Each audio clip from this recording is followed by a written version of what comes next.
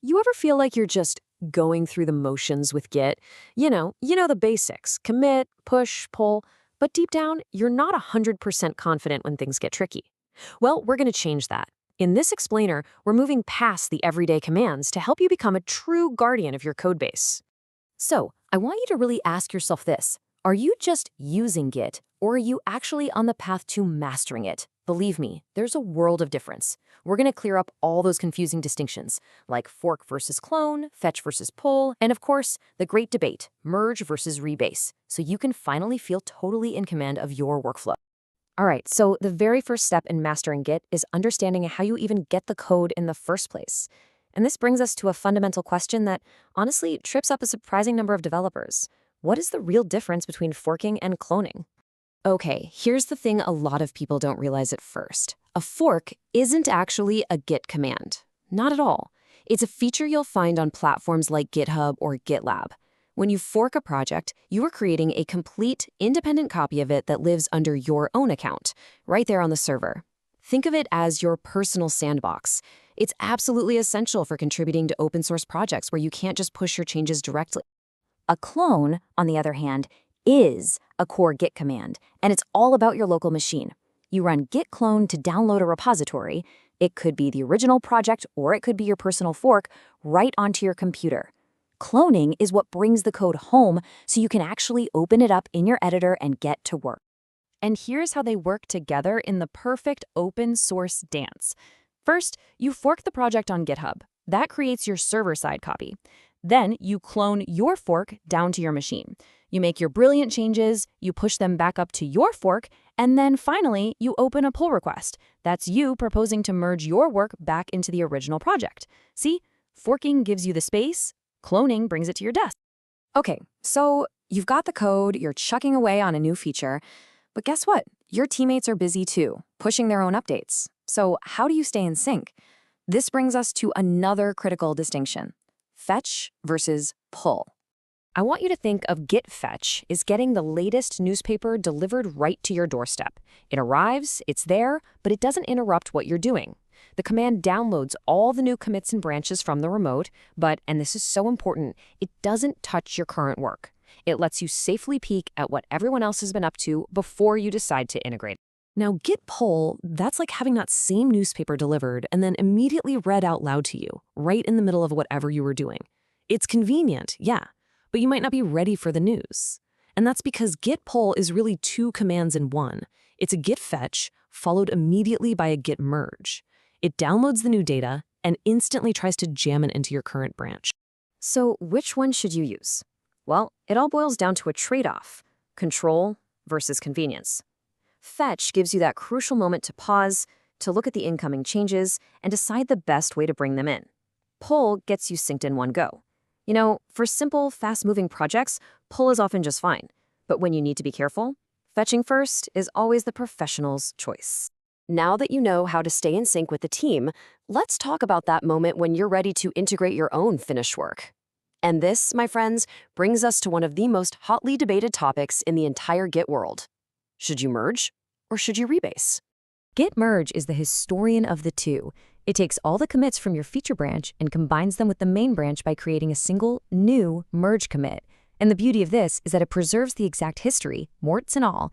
6 months from now, when you're trying to debug something, you can see precisely when 2 lines of work came together, which can be an absolute lifesaver. It's non-destructive and it's the safest option for shared branches. Git rebase, on the other hand, is the storyteller.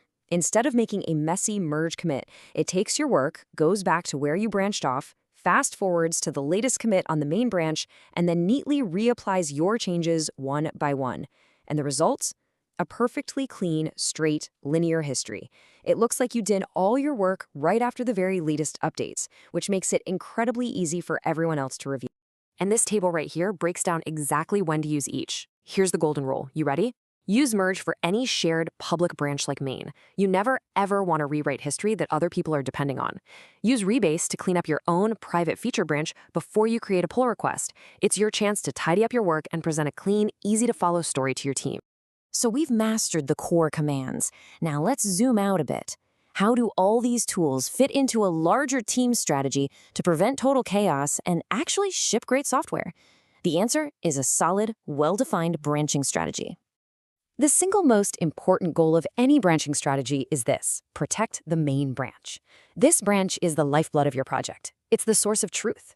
If main is broken, everything just grinds to a halt. A good strategy makes sure main is always stable, always tested, and always ready to be deployed at a moment's notice. Now, this slide shows a really common and super effective model. That top line, that's main, our stable base. All new work happens on these separate feature branches, which sprout off of main and get merged back in after a pull request. When we're getting ready for a big launch, we create a release branch. This lets us focus only on last-minute bug fixes and docs without blocking new features from being added to main. And for those emergencies, a hotfix branch lets us patch production directly, then reliably merge that critical fix back into both main and our current release branch. Of course, even with the best strategies in the world, sometimes things go wrong. And this is where you really level up. From just being a contributor to becoming the person who knows how to calmly and effectively fix things when they break. Let's start with a classic, the dreaded merge conflict. The key here is to stop thinking of it as an error. A conflict is just Git pausing the game and saying, hey, you changed this line and your teammate changed the exact same line. I can't guess who's right. I need you, the human, to make the call. The process is really calm and methodical. First, Git status will show you exactly which files have conflicts. You open those files up in your editor, and you'll see these little markers showing both your version and the incoming version. You just edit the file so it looks exactly the way it should, removing all those markers. Then you use git add to stage the fixed file. That tells Git, hey, I've resolved this one. And finally, you run git commit to complete the whole merge. Done. Okay, time for a high-stakes scenario. A teammate accidentally commits a secret to the repository, an API key, a database password, something bad. It is now in the commit history for everyone to see. What do you do? The most critical point here, and listen closely, is that just deleting the file in a new commit is not enough. The secret is still buried deep in the history. The correct protocol has 3 steps. First, and most importantly, rotate the secret. Assume it's compromised, invalidate it immediately, and generate a new one. Second, you have to rewrite history using a specialized tool like Git filter repo to completely scrub that secret from every single commit it ever appeared in. This is a powerful command, so you really need to read the docs carefully. And third, you prevent it from happening again with git ignore and automated checks. All right, the moment every developer dreads. In a moment of madness in the terminal, you've run rm-rf.git. That hidden .git directory, the very heart of your project, is just gone. Is there any hope? Look, I'm going to be direct with you. Your local copy is gone. That .git folder wasn't just part of the repository, it was the repository. It had every commit, every branch, every single piece of history. Without it, your working files are just a snapshot in time. Your only option is to delete that folder and clone the project all over again from the remote server. And this right here is the ultimate lesson in why pushing your changes frequently isn't just for collaboration, it's your most important backup. So let's end with this thought. Your Git history is so much more than just a log of changes. It is the living story of your project. It's the first thing a new teammate reads to get up to speed. It's the map you use to hunt down bugs. By mastering these concepts, you're not just learning commands. You're learning how to write a story of clarity, of collaboration, and of quality. A story that makes your entire team better.